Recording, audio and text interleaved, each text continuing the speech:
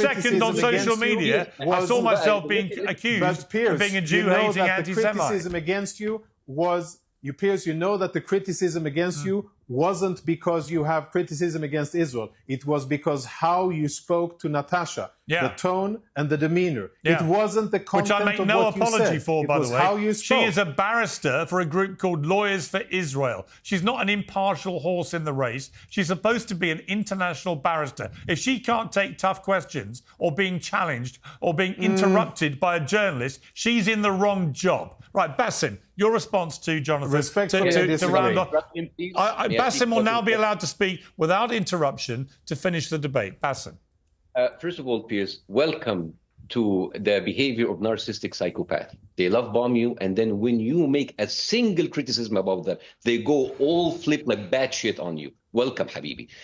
Also, like Jonathan, overuses the word anti-Semitism so much, it's like a used condom at this point. You know, completely stretched out, lost all its protection, and nobody wants to touch it anymore. Jonathan uses Hamas more like a crackhead uses excuses. Right. And let me tell you about things from the ground. I'm coming to London, by the way, 19th of July. There is a big concert called Voices for Solidarity. They are organized by health workers for Palestine. Right. These are people that were on the ground and they saw with their own eyes and they have testimony. I would love you to actually host some of them. So if you want people from the ground, so they tell. But of course, it's going to be like Hamas propaganda and all of that. And also what's really have been bothering me about all of this is the reset. It's as if the media is living its own Groundhog Day. Everything resets, right? Like Western media has the attention of a TikTok algorithm. Every discussion starts from zero. Every crime exists in a vacuum. Every pattern is like coincidence. Like, oh my God, those Israelis there had really bad luck with these accidental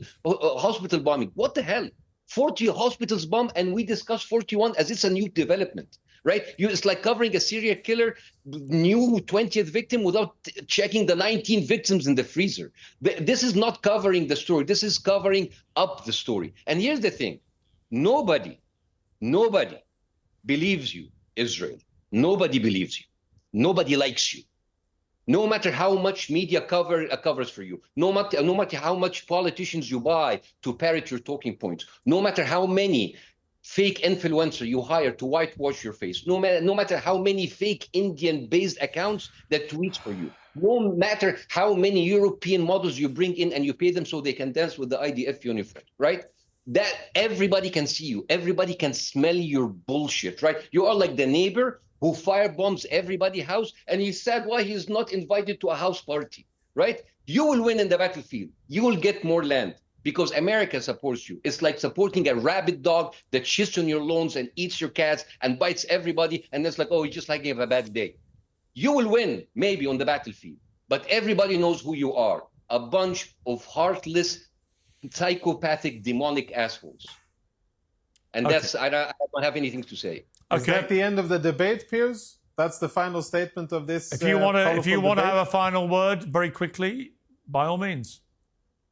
I'll try to say something positive. You know, despite that very foul language and what he just said, I will gladly invite you and your grandchildren to come visit Israel in 70 years. Maybe you and I won't be here, but maybe our grandchildren will. They will come to see a flourishing, democratic, free, prosperous society that despite the actions of the people like you, despite our enemies, despite naysayers, despite haters and many other people, they will see that we will continue to live in our ancestral homeland. We will continue to nourish it and love it, and we will continue to prosper and live here despite people like you. All right, but I would also like in 70 years' time to see exactly the same for the people in Gaza who are Palestinians. And that's their choice. And that has been their choice. Okay, they can have it. I would like to see that. Choice. I would like to see that kind of utopia for them as well. So would I. And for them to enjoy the same human rights that you and I enjoy. I've got to leave it there, so would I. But that's their choice. All right, we've got to leave it there. Jonathan, you had a good amount of time to speak, as did Bاسم. Thank you both very much.